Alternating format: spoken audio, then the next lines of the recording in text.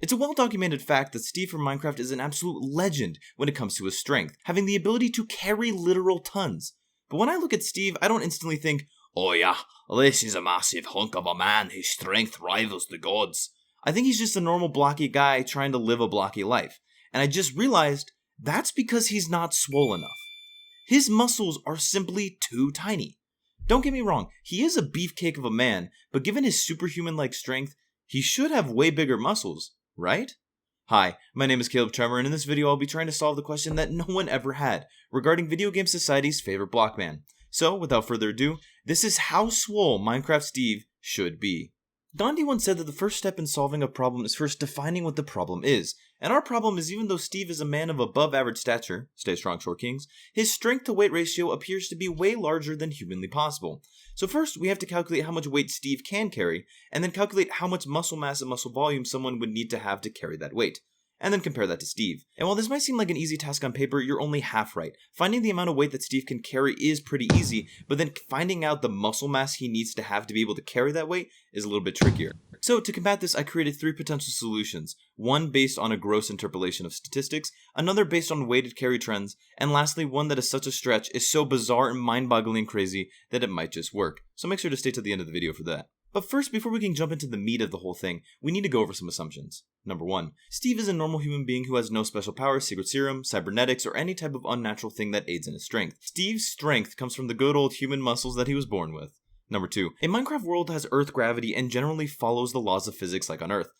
I know in reality it doesn't, because 1. Blocks can float, and 2. People have found that things not only typically fall faster in Minecraft than they would in real life, but also different blocks fall at different rates. So to keep as many things as possible constant between a normal human and Steve, and avoid all of that goofiness, I'm doing all of the math in this video with this assumption. And now with that out of the way, let's dive into step 1, figuring out how much Steve can carry. This sounds easy because it kinda is. You just have to figure out the heaviest item Steve can carry and then calculate how much of that item you can stuff into Steve's inventory. Bada bing bada boom. Except here's the issue. What is the heaviest item? A recent idea that's been circulating across the cosmos is that something water source related, like blue ice, is the heaviest item in Minecraft, because you can practically fill all of France with just one source block by just letting it flow. And while I would love for that to happen, water is one of the most inconsistent, physics-breaking, defies all logic things in Minecraft. So it's kinda hard to trust. And it actually heavily violates our second assumption. For starters, water is generally considered incompressible, so the pressure needed to contain all of that water into a singular bucket would probably fracture the universe. And any item when dropped in water floats, meaning according to buoyancy, and the fact that it doesn't seem like any of these heavy items are hollow, water must be denser, and therefore heavier than any other item, including itself, plus an iron bucket. So it seems like water is in a paradox of sorts, with the only solution being that this water is infinitely dense and heavy. So instead of messing with that, I'm going to be calculating Steve's max carry weight with netherite blocks. I know you're not here for another Steve carry weight video, so I'm just going to speedrun this next part so we can get onto the Steve Muscle Daddy section. Gold, just like your mother, weighs a lot, and 1 gold block weighs 19,320 kilograms or 42,593 pounds in freedom units. And since 1 gold block is 9 gold ingots, that means 1 gold ingot weighs 2,147 kilograms or 4,733 pounds. To make a netherite ingots, you need 4 gold ingots, which then you can take 9 netherite ingots and press them really hard together and add some glitter, and they'll turn into a block. If you then take 64 of those blocks, you'll get a stack, which then you can get 27 of and fill an entire circle box. Which after doing that 36 more times, you can fill every single inventory slot, including the offhand slot, with those boxes. And then with a complete set of gold armor, you'll have an amazing weight total of 4,941,792,840 kilograms or 10,894,785,215 pounds.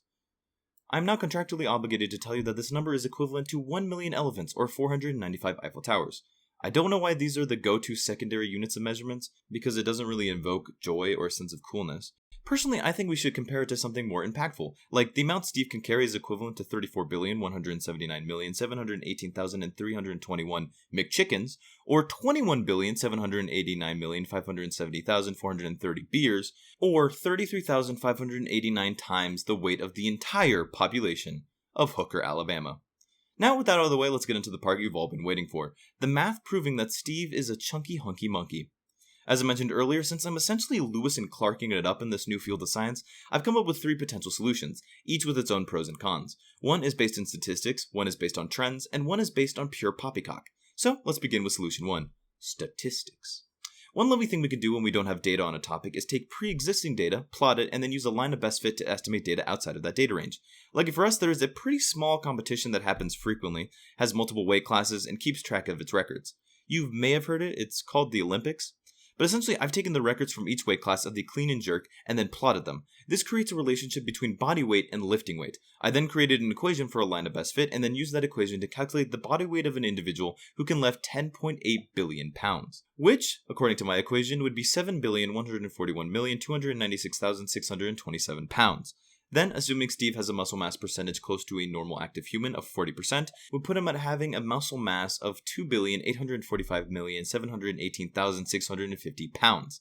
We then could take the density of human muscles, which is about 66 pounds per foot cubed, to find out that Steve should have 43,003,780 cubic feet of muscle, which is about 827,139 Costco pizzas.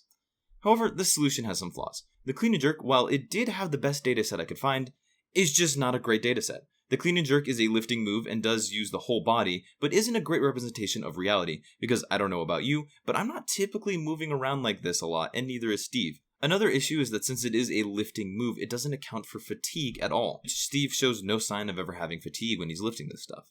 And lastly, our interpolation is a little too far outside of our dataset range. So with all of that, that brings us now to solution 2. Solution 2 is not as elegant as solution 1, but it is really simple. And like I just mentioned above, one thing that solution 1 doesn't do justice is take into account that Steve is a champ and doesn't get fatigued. So I've researched heavily into backpacking, specifically what is the max weight a backpack should be before you start getting negative side effects. And according to the literature, which is fancy speak for hobbyist blogs, these say that for comfortable backpacking, your pack shouldn't exceed 20% of your body weight. So following this trend, Steve should weigh 54,473,941,438 pounds, with about 21,789,576,575 pounds of that being pure muscle mass. Which, following what we did earlier, means Steve should have 329,278,791 cubic feet of muscle, which is about 10 Empire State Buildings, or 3,929,341,200,000 M&Ms. And now lastly, solution 3. This solution is a combination of the most random thoughts I had and the weirdest articles I could find. Keep that in mind in case I say something that breaks all laws of physics. But basically, almost all materials have what is called an endurance limit, which is the upper limit a repeating stress can be applied and the material will never break due to fatigue. Essentially, it's the highest load you can put on something where it can keep on chugging forever, which is perfect for Steve because nothing fatigues him. It's like he was born with caffeine and Adderall just flowing through his veins. However, there is one small issue with this. Finding the endurance limit is done through experimental testing, which is a little unethical with humans because you have to do about 1 million cycles. I mean, just think about how horrible that would be. Thank you for volunteering. Yeah, anytime. What do I have to do? Well, so you're going to need to sit in this chair and then slap this 5th grader. What? And we're going to need you to do this 1 million times, so if you do need a new 5th grader, just give us a call and we'll get the free candy van out here and get you a new one. However, luckily for us, some people over at MIT created fake muscles out of nylon, and nylon has no such moral testing guidelines. The endurance limit is known and is about 1/3 of the maximum stress nylon can face, or about 4,133 psi. Everybody's leg supports 100% of their weight at one point during their stride, and so if we take 100% of the weight Steve will be carrying and the endurance limit stress, we can find the cross-sectional area of the muscles in Steve's leg, which is 18,306 square feet. But that's if Steve's muscles are made out of nylon. And according to this website, nylon muscles are 100 times stronger than human muscles. So, to have natural muscles achieve the same load, we need our cross-sectional area to be 100 times bigger, which is 1,830,600 square feet. And now if we maintain Steve's body proportions, the total muscle volume of one of Steve's legs should be 7,430,315,000 cubic feet. Then, according to this statistic, Steve's total muscle volume is 80,765,077,550 cubic feet, which is 95,000 times larger than all of the fish tanks in the Georgia Aquarium. So essentially, these 3 solutions create a spectrum of Steve's muscle mass and volume. Solution 1 most closely aligns with the muscle mass Steve needs to have to carry his weight once, and Solution 3 most aligns with what muscle mass Steve needs to have to never be fatigued, injure himself, or be stressed out about carrying his weight.